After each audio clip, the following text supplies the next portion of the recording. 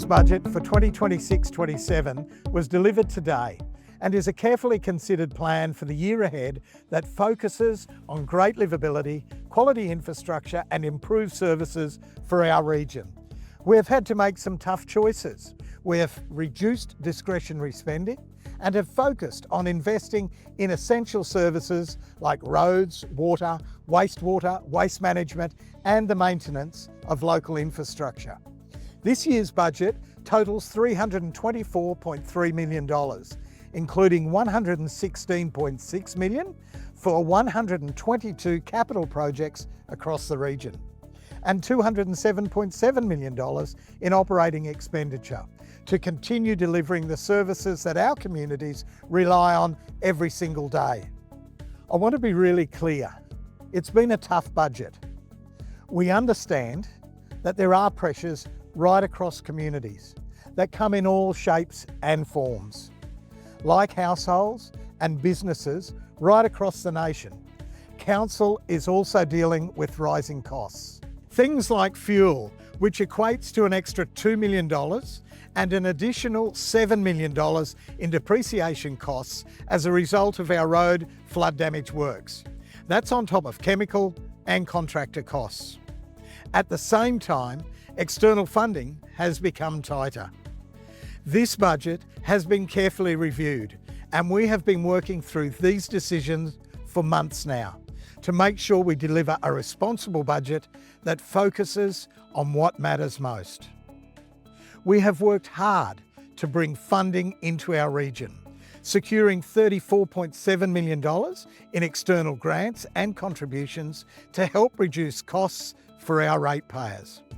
We understand that any increase in rates will be felt by households and businesses, and these are not decisions that Council takes lightly.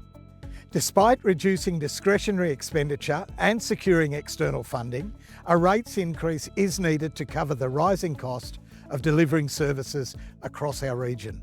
The average rates increase across all categories is 7.16%, with residential rates increasing by an average of 7.44%, which means the average residential household will see a median increase in their rates of around $1.46 per week.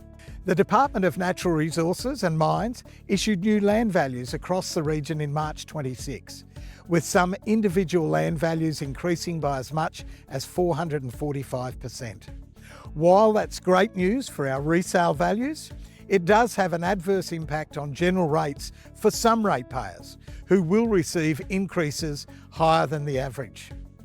Water charges will increase by 7%, waste and wastewater charges by 3.5%, and gas charges by 14.2%.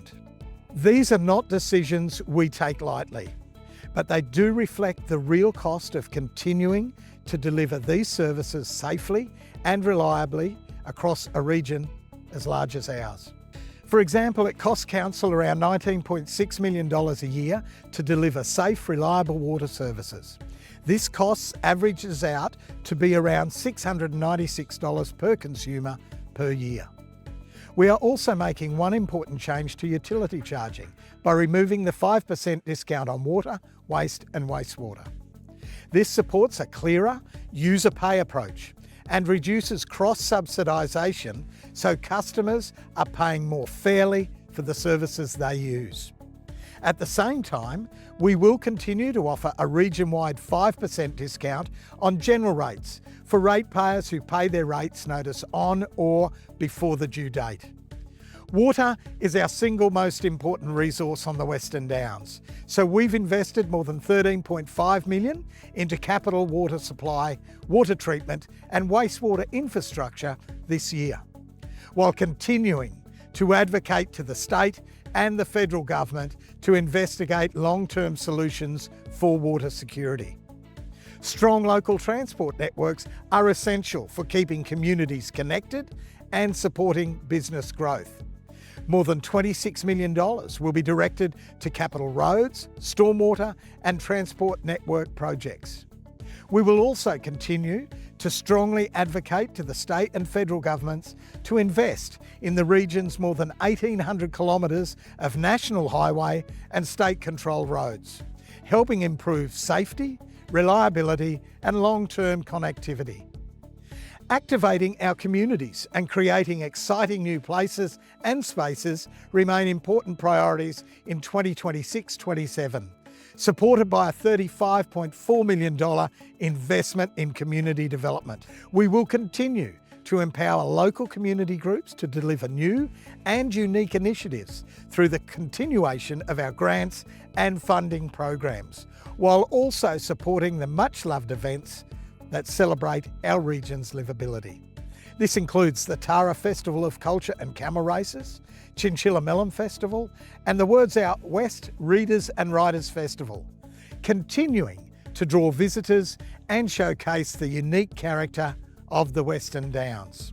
Our parks and open spaces are an important part of our community, which is why Council is investing $5.96 million in parks and recreation capital projects.